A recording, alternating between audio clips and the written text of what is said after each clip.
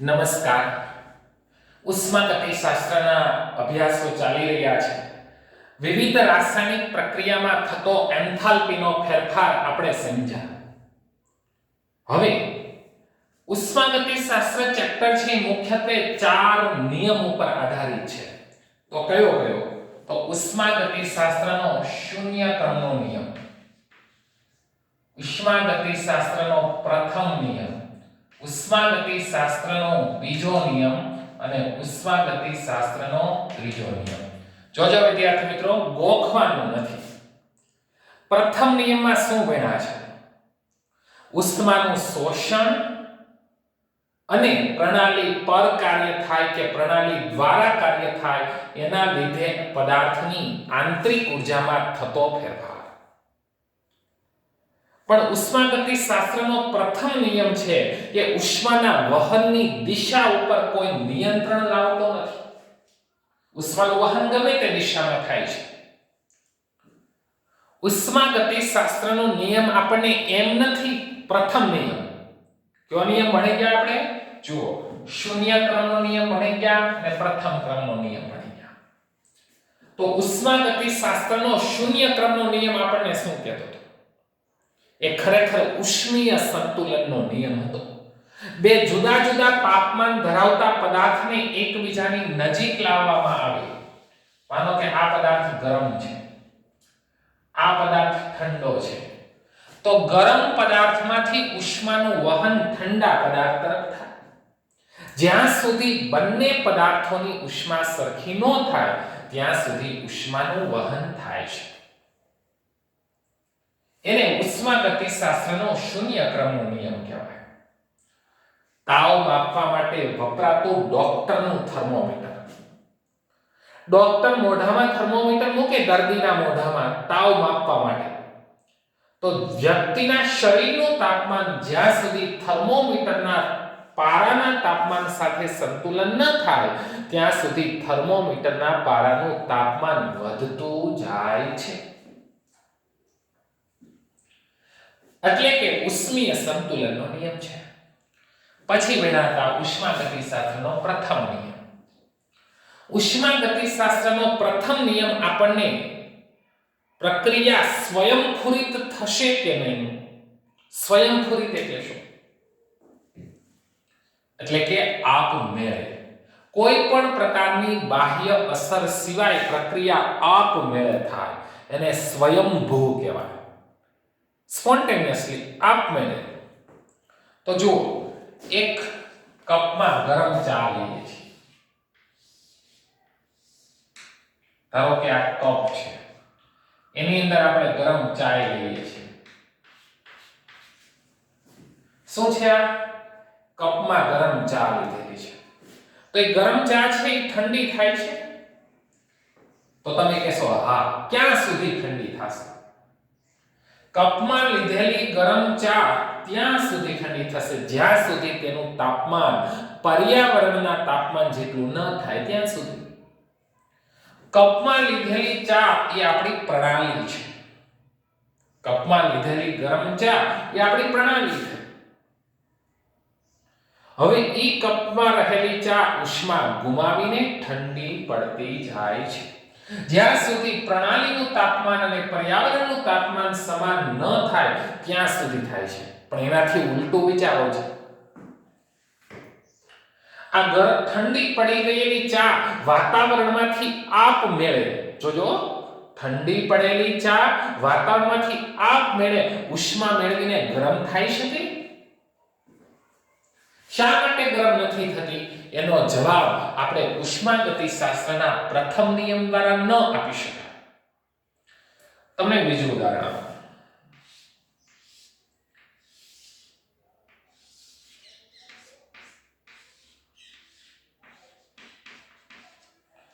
આ ગોળાની અંદર વાયુ ભરેલો છે. જોવો છો તમે, આ બે ગોળાને આપણે વાલ દ્વારા જુદા કર્યા છે. તો આ ગોળાની અંદર વાયુ ભરેલો છે, વાલ બંધ છે અત્યારે. હવે આ વાલને ખોલી દેવામાં આવે તો આ વાયુનું પ્રસરણ આ બીજા ગોળામાં થઈ જાય. આપમેળે પ્રક્રિયા થાય. વાયુ છે પ્રસરી જાય છે બંને ગોળામાં ક્યાં સુધી કે જ્યાં સુધી બંને ગોળામાં વાયુનું દબાણ એક સરખું ન થાય ત્યાં સુધી. તમે સમજ્યા હશો કે આ પ્રક્રિયા સ્વયંભૂ થાય છે. આ વાયુનું બીજા ગોળામાં પ્રસરી જવું એ પ્રક્રિયા આપમેળે થાય છે.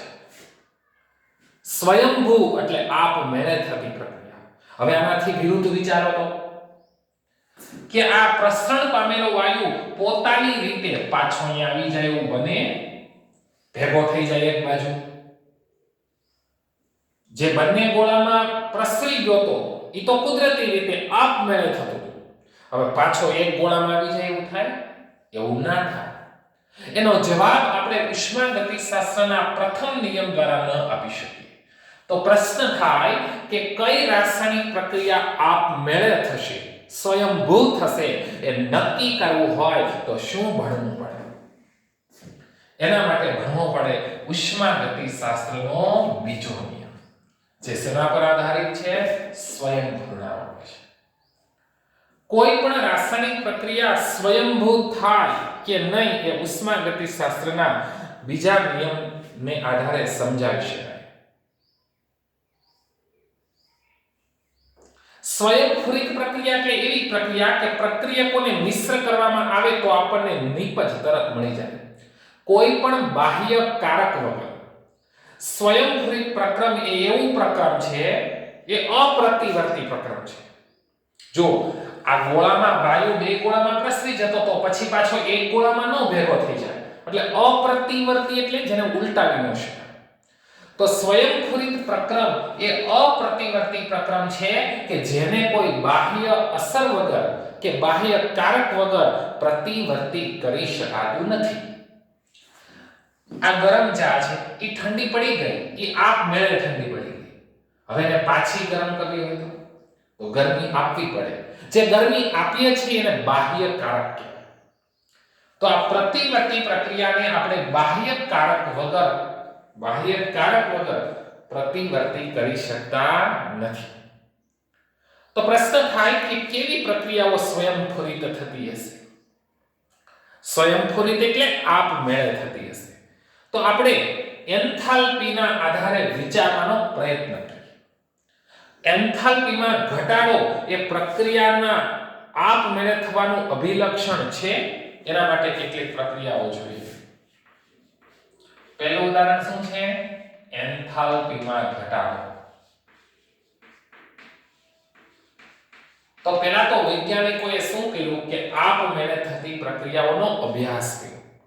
તો આપણા પાસે સૌથી સારી પ્રક્રિયા છે ડાય નાઇટ્રોજન ગેસ 3 મોલ ડાય નાઇટ્રોજન ગેસ સાથે પ્રક્રિયા કરે તો આ પ્રક્રિયાને અંતે 2 મોલ એમોનિયા ઉત્પન્ન થાય છે. જો અહીંયા 1 મોલ અમોનિયા ઉત્પન્ન કરવો હોય તો આ જથ્થો અડધો લેવાનો, એટલે આ 1/2 અને આ 3/2. હેબર વિધિ દ્વારા એમોનિયા વાયુ બન્યો કે આ રાસાયણિક પ્રક્રિયા દરમિયાન થતો એન્થાલ્પીનો ફેરફાર કેટલો છે? -46.1 કિલોજૂલ પ્રતિ મોલ છે.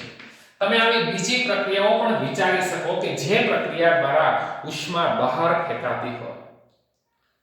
ઉદાહરણ તરીકે ડાયહાઇડ્રોજન અને ડાયઓક્સિજન વચ્ચેની પ્રક્રિયા. તો જો હવે આને આપણે ચાર્ટ દ્વારા ભણીએ. અહીંયા લઈએ, બરાબર? એન્થાલ્પી જોવાની છે. પ્રક્રિયકોની કુલ એન્થાલ્પી, નિપજોની કુલ એન્થાલ્પી. તો અહીંયા લઈએ પ્રક્રિયકોની કુલ એન્થાલ્પી. નીચે લઈએ નિપજોની કુલ એન્થાલ્પી. અહીંયા લઈએ પ્રક્રિયકો, અહીંયા લઈએ નિપજો. હવે આ પ્રક્રિયા ઉષ્માક્ષેપક છે. ધારી લઈએ કે આ પ્રક્રિયા આપમેળે થાય છે. કેટલીક પ્રક્રિયાઓના ઉદાહરણો આપણે લઈએ છીએ કે જે આપમેળે થાય છે. ટેકરી ઉપરથી પાણી નીચે આવે છે પાણી કેવી રીતના વહે? હંમેશા ઊંચી સપાટીથી નીચી સપાટી પર. પથ્થરને મૂકી દો ઉપરથી તો પથ્થર હંમેશા નીચે જ આવે. એ પ્રક્રિયાઓ આપમેળે થાય છે. તો એવી પ્રક્રિયાઓ કે જેમાં જો ઉષ્મા બહાર ફેંકાતી હોય છે એને આપણે શું કહીએ છીએ? ઉષ્માક્ષેપક પ્રક્રિયાઓ. તો અહીંયા નિપજ પ્રક્રિયકોની એન્થાલ્પી અને નિપજોની એન્થાલ્પી. એન્થાલ્પી પ્રોડક્ટ એટલે નિપજ. પ્રક્રિયકોની વધુ છે. કોઈ પણ રાસાયણિક પ્રક્રિયા દરમિયાન એન્થાલ્પીનો ફેરફાર એટલે શું? તો તમે કહી શકશો કે એન્થાલ્પીનો ફેરફાર બરાબર નિપજોની એન્થાલ્પી માઈનસ પ્રક્રિયકોની enthalpy. Enthalpy of product minus enthalpy of reactor. અહીંયા તમે જોઈ શકો છો કે પ્રક્રિયકોની એન્થાલ્પી વધારે છે. જો નિપજોની ઓછી છે. જો આ 0 હોય, આ 5, 10, 15, 20 તો કોની એન્થાલ્પી વધારે છે? પ્રક્રિયકોની. તો ઓછા મૂલ્યમાંથી વધુ મૂલ્ય બાદ કરો છો. પ્રક્રિયકો કરતા આ P એટલે નિપજની પહેલા આવે એન્થાલ્પીનો ફેરફાર એટલે નિપજોની એન્થાલ્પી માઈનસ પ્રક્રિયકોની એન્થાલ્પી. તો કયું મૂલ્ય વધુ છે? આ મૂલ્ય વધુ છે. એટલે ડેલ્ટા H નું મૂલ્ય કેવું આવે? ઋણ આવે. એટલે અહીંયા એવો અંદાજ જોવા મળ્યો બે ત્રણ પ્રક્રિયાઓમાં કે જે પ્રક્રિયાઓમાં ઉષ્મા બહાર ફેંકાતી હોય, એન્થાલ્પી ઘટતી હોય, પ્રક્રિયકો કરતા નિપજોની એન્થાલ્પી ઓછી હોય એવી પ્રક્રિયાઓ કેટલીક સ્વયંભૂ રીતે થાય છે એવું જોવા મળ્યું. ઉર્જામાં ઘટાડો થવો એવી પ્રક્રિયાઓ આપમેળે થતી જ હોય છે એવું લાગે છે આપણે. ફરીવાર ઉર્જામાં ઘટાડો થવો, જો પ્રક્રિયકો કરતા નિપજોની એન્થાલ્પી ઓછી છે એટલે આ પ્રક્રિયા દરમિયાન ઉર્જાનો ઘટાડો થાય છે.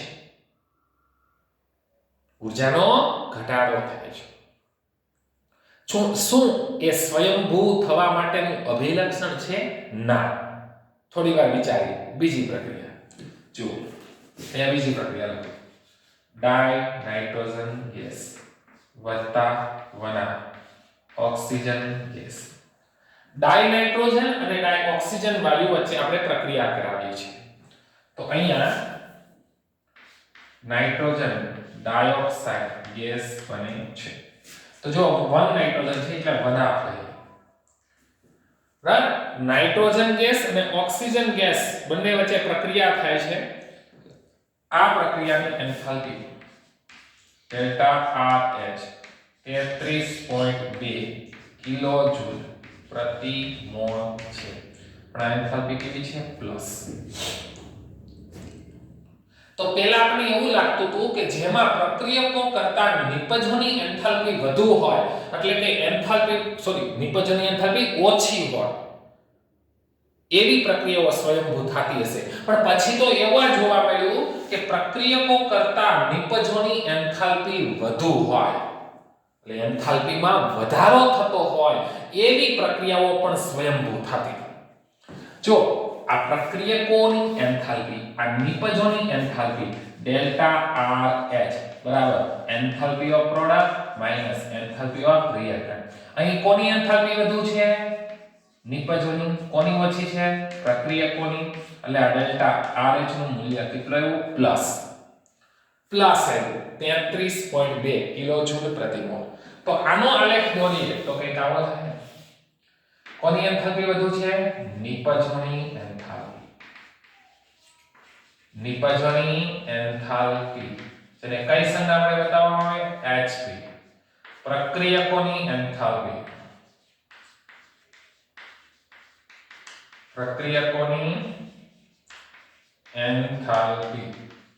જેને HR વડે બતાવવામાં આવે. જો અહીંયા નિપજની એન્થાલ્પી વધુ છે, નિપજની એન્થાલ્પી વધારે છે. જુઓ અહીંયા પ્રક્રિયકો જ્યારે નિપજમાં રૂપાંતર પામે ત્યારની એન્થાલ્પી અને આ એન્થાલ્પીનો જે મૂલ્યનો તફાવત છે એને આપણે ડેલ્ટા H કહીએ છીએ અને એનું મૂલ્ય કેવું આવે છે? ધન. કેવી પ્રક્રિયાઓ માટે? ઉષ્મા શોષક પ્રક્રિયાઓ માટે. તો ઘણીવાર એવું જોવા મળ્યું કે પ્રક્રિયામાં પ્રક્રિયકો કરતા નિપજોની એન્થાલ્પી વધતી હતી એવી પ્રક્રિયાઓ પણ સ્વયંભૂ થતી જોવા મળી.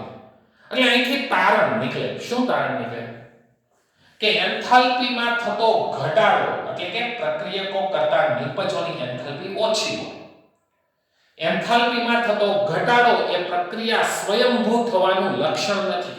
કારણ કે કેટલી પ્રક્રિયાઓ એવી છે કે એમાં એન્થાલ્પીમાં વધારો થાય છે છતાં સ્વયંભૂ થાય છે. પાછો પ્રશ્ન આવ્યો કે સ્વયંભૂ પ્રક્રિયા થાય એ નક્કી કોના આધારે કરવું?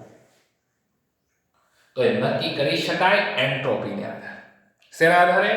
એન્ટ્રોપીના આધારે. તો એન્થાલ્પીના આધારે નહીં. તો આપણે પ્રશ્ન થાય કે એન્ટ્રોપી એટલે શું? એન્ટ્રોપી એક નવું અવસ્થા વિધેય છે. અવસ્થા વિધેય એટલે શું કે એનું મૂલ્ય એ પ્રણાલીની અવસ્થા ઉપર આધાર રાખે, નહીં કે માર્ગ કયા માર્ગથી પ્રાપ્ત થયું છે એના પર આધાર રાખતું નથી. એને આપણે અવસ્થા વિધેય તરીકે ઓળખીએ છીએ. તો એક નવું અવસ્થા વિધેય લઈએ જેને આપણે શું કહીશું? એન્ટ્રોપી. એન્ટ્રોપીને આધારે સમજવાનો પ્રયત્ન કરીએ કે કઈ પ્રક્રિયા સ્વયંભૂ થાય છે.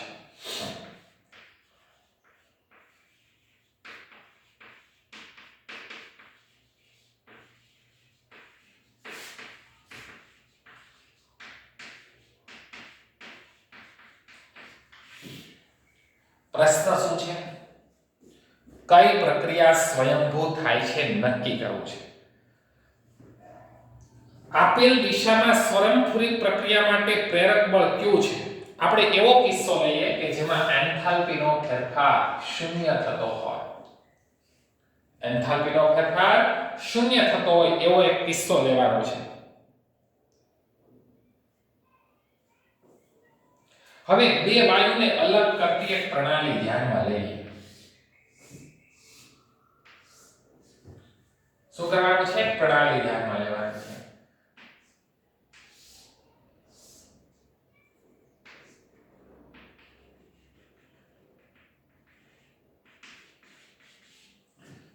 જુઓ,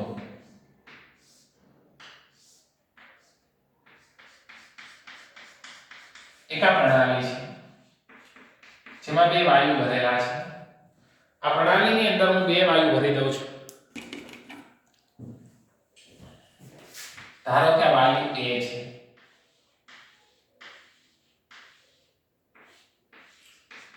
વાયુ A.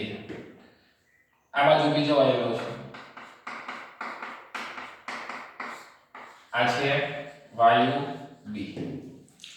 એવી પ્રણાલી કે જેમાં એન્થાલ્પીનો ફેરફાર નથી થતો, બરાબર?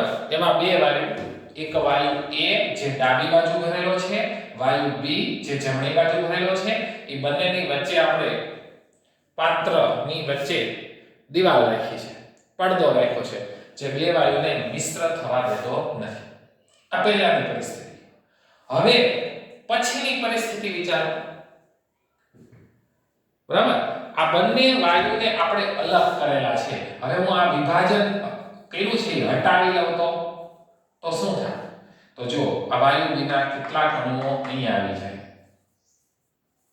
અને વાયુ એના કેટલાક અણુઓ આ બાજુ આવી જાય. જો વાયુ A અને વાયુ B સમાન રીતે મિશ્ર થઈ જાય છે, આપમેળે મિશ્ર થઈ જાય છે. વિભાજન પહેલા શું હતું અને વિભાજન પછી શું છે એ વિચારો. તો તમે કહેશો કે ડાબી બાજુના પાત્રમાંથી હું કોઈ પણ અણુ ઉપાડું તો કયો અણુ આવે? પહેલાની વાત કરું છું, પડદો હટાવ્યા પહેલા. તો તમે કહેશો એનો અણુ જ આવે.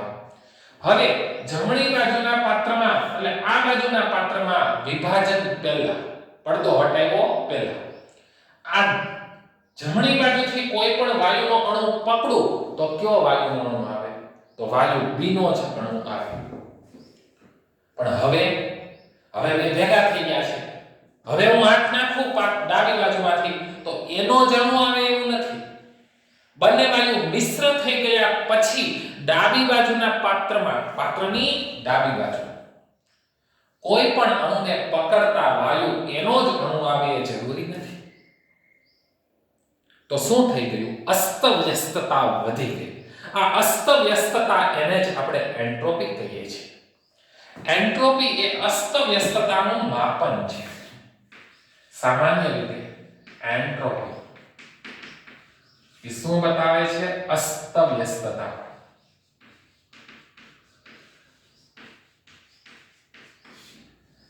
હું તમને એક ચોરસ બોક્સ બતાવું છું.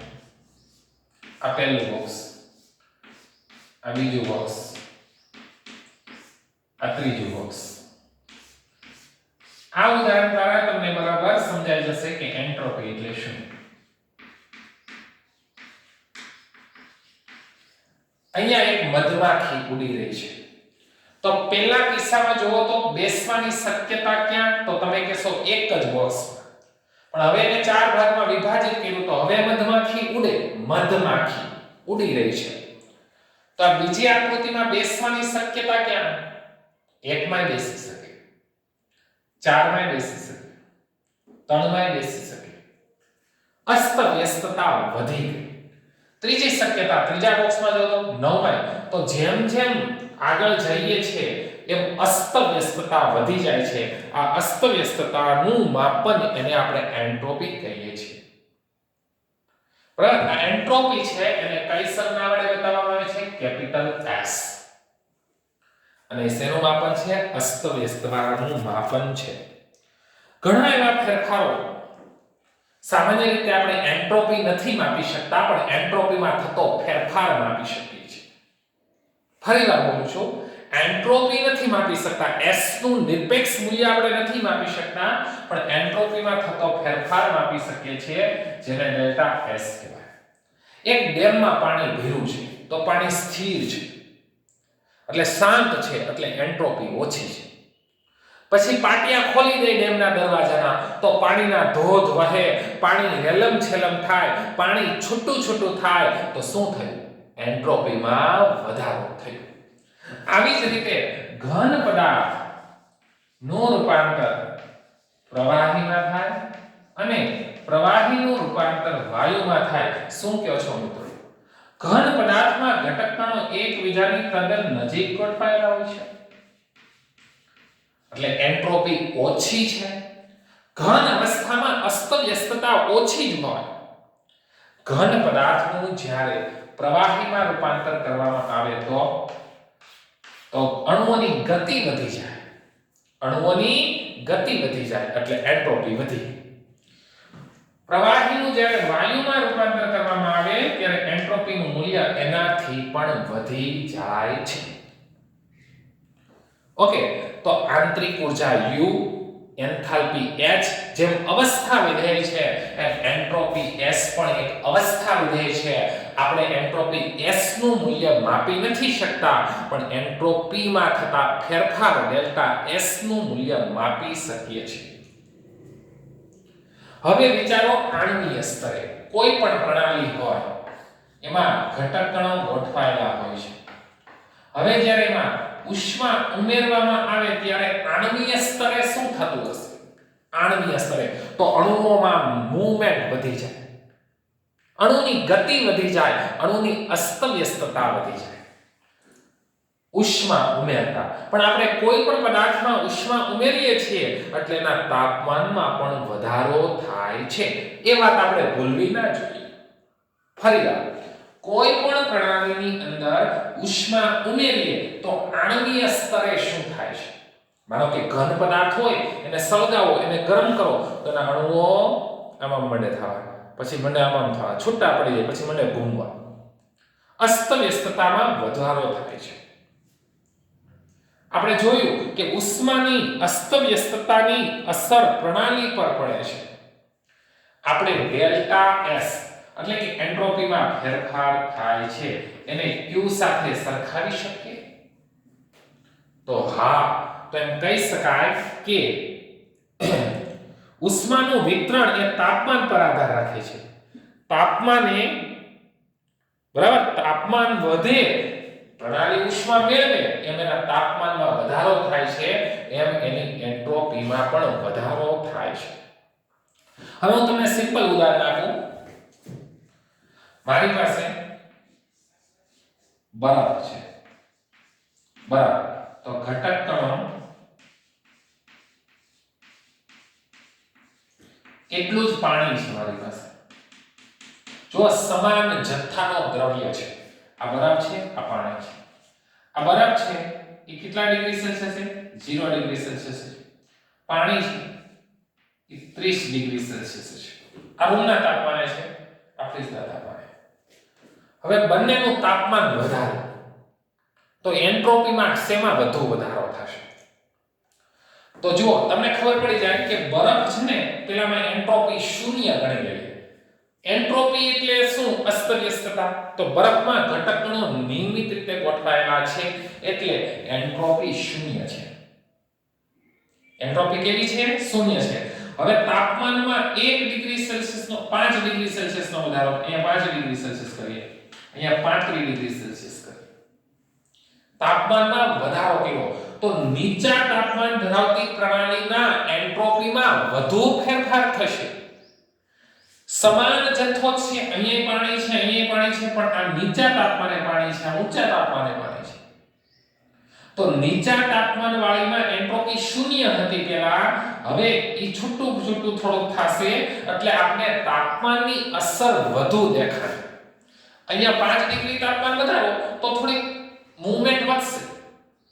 એટલે અહીંયા તમે સમજ્યા કે એન્ટ્રોપીમાં થતો ફેરફાર એ નીચા તાપમાને વધુ હોય.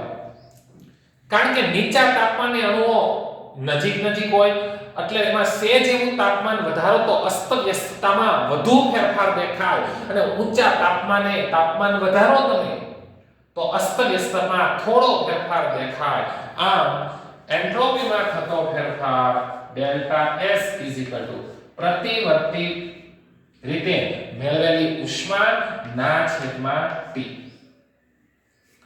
એન્ટ્રોપી નથી માપી શકતા પણ એન્ટ્રોપીમાં થતો ફેરફાર ડેલ્ટા S માપી શકીએ છીએ. પણ આ ડેલ્ટા S છે એ નિરપેક્ષ કેલ્વિન તાપમાનના વ્યસ્ત પ્રમાણમાં હોય છે. મેં કીધું ને કે નીચા તાપમાન વાળી પ્રણાલી હોય ને એમાં તાપમાન 1 ડિગ્રી સેલ્સિયસ વધારો કે 5 ડિગ્રી સેલ્સિયસ વધારો, એમાં જેટલો અસ્તવ્યસ્તતામાં ફેરફાર થાય, એમાં જેટલો એન્ટ્રોપીમાં ફેરફાર થાય, એટલો ફેરફાર ઊંચા તાપમાન વાળામાં થતો નથી. એટલે એન્ટ્રોપીનો ફેરફાર એ તાપમાનના વ્યસ્ત પ્રમાણમાં હોય છે.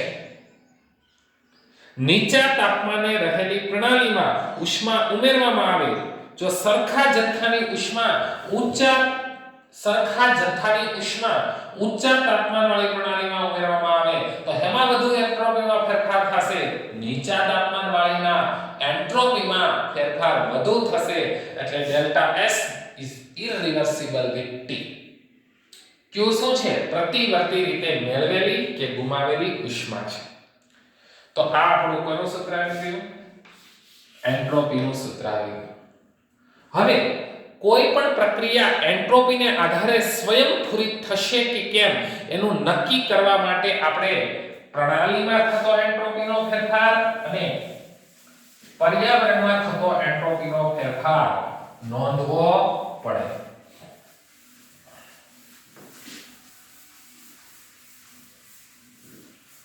તો જો પ્રક્રિયા સ્વયંસ્ફુરિત થાય એ માટેની શરત શું છે?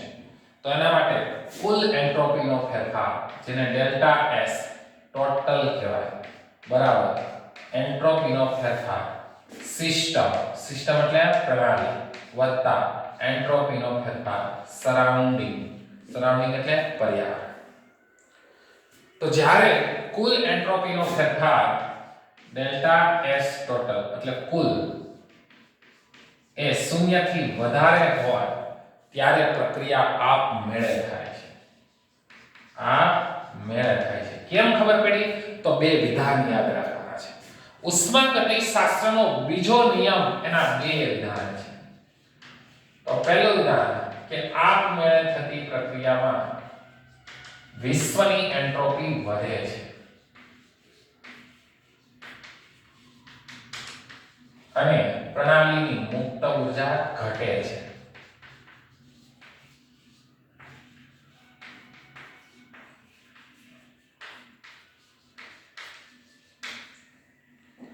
આપમેળે થતી પ્રક્રિયાઓમાં બે બાબત મહત્વની અગત્યની છે.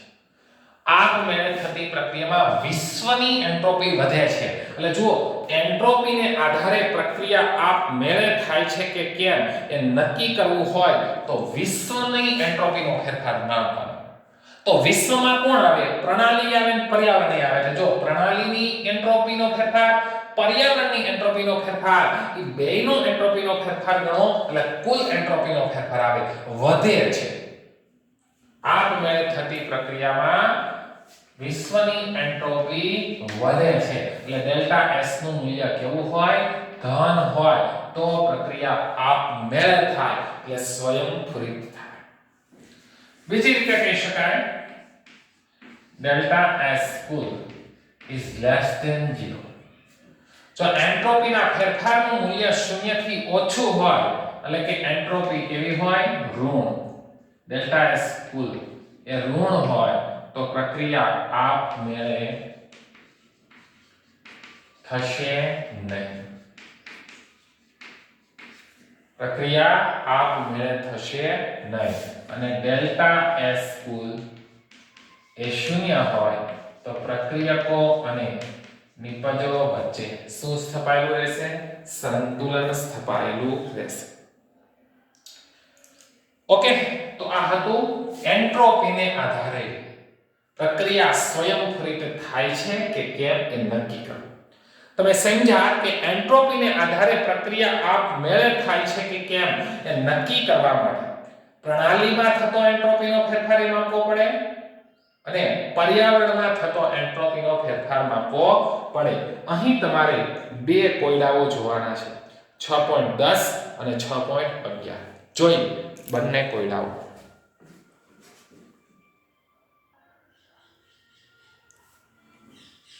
વિદ્યાર્થી મિત્રો, કોયડા નંબર 6.10. પાઠકથન કરો કે નીચેમાં શેમાં એન્ટ્રોપી વધશે અને શેમાં એન્ટ્રોપી ઘટશે. પહેલું છે પ્રવાહીનું ઘનમાં રૂપાંતર થાય. જો પ્રવાહીમાં અણુઓ છૂટા છૂટા હોય જ્યારે ઘન અવસ્થામાં અણુઓની ગોઠવણી ક્રમબદ્ધ રીતે થાય. પ્રવાહીનું ઘનમાં રૂપાંતર થાય છે, ઊંધું થાય છે. એટલે અસ્તવ્યસ્ત અણુઓ હતા એ ક્રમબદ્ધ ગોઠવાય છે. એટલે પહેલામાં એન્ટ્રોપી ઘટશે. બીજો કિસ્સો જુઓ, ઘન પદાર્થ કે જેનું તાપમાન 0 કેલ્વિન હતું એ વધારીને 115 કેલ્વિન કરવામાં આવે છે. તાપમાન વધે છે એટલે એન્ટ્રોપી વધે. કારણ કે તાપમાન વધવાથી આણ્વીય સ્તરે રહેલા ઘટકણો છે એનામાં અસ્તવ્યસ્તતા વધે. ત્રીજો કિસ્સો, સોડિયમ બાયકાર્બોનેટ. સોલિડ છે, ઘન પદાર્થ છે. એને જ્યારે ગરમ કરવામાં આવે ત્યારે સોડિયમ કાર્બોનેટ, કાર્બન ડાયોક્સાઇડ અને H2O મળે છે. ઘન પદાર્થમાંથી છૂટા પડતા ઘટકો વાયુ છે. તમે જાણો છો કે વાયુ અવસ્થામાં અસ્તવ્યસ્તતા સૌથી વધુ. એટલે ત્રીજા કિસ્સામાં એન્ટ્રોપી વધશે. અને ચોથો કિસ્સો, એક અણુ હતો એમાંથી બે પરમાણુ છૂટા પડે, એકમાંથી બે થાય છે, એન્ટ્રોપી વધે. જેમ સંખ્યા કણો વધે એમ પણ એન્ટ્રોપી વધે. એન્ટ્રોપી એટલે અસ્તવ્યસ્તતા. કોયડા નંબર 6.11. બહુ સરસ કોયડો આપ્યો છે.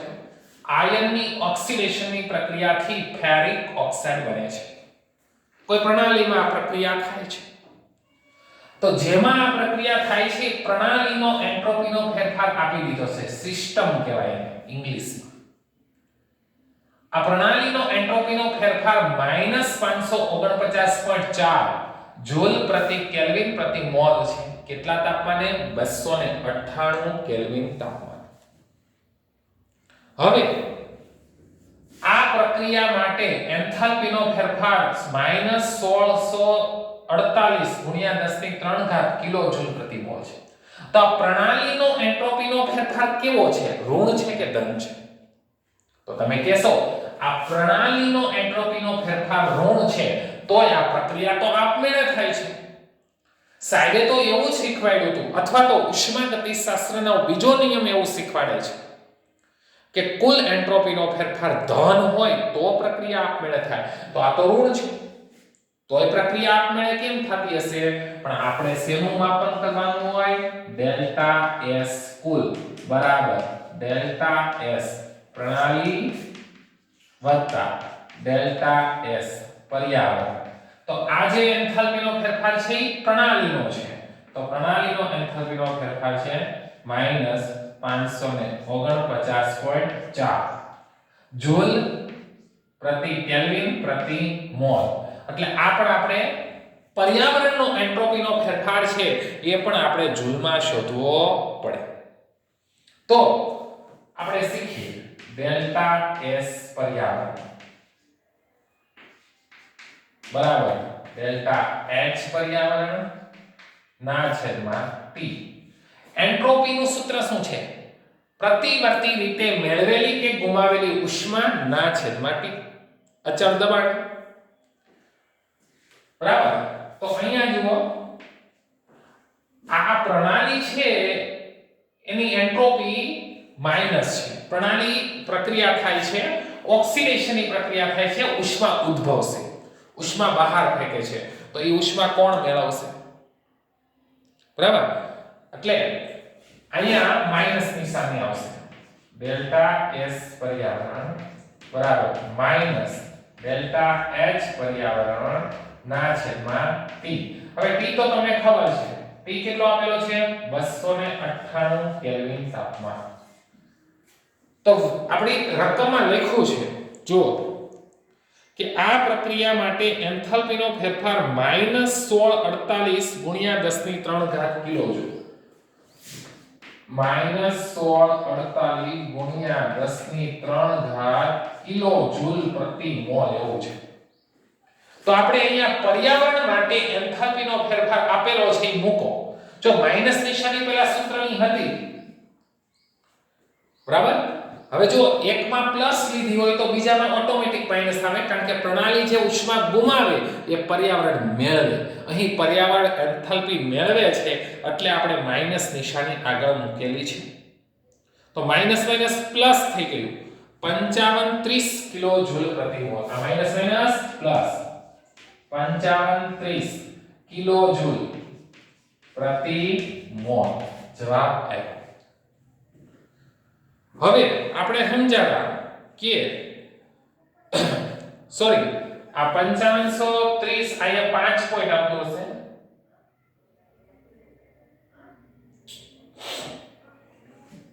આ કિલોજૂલમાં લખ્યું હશે. ટૂંકમાં બેના એકમો સરખા હોવા જોઈએ.